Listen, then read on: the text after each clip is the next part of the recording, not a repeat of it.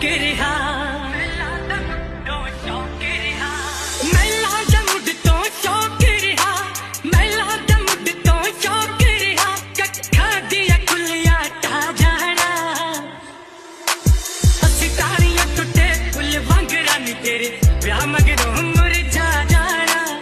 सितारियां टुटे फुल वांगड़ा नी तेरे ब्याह मगरों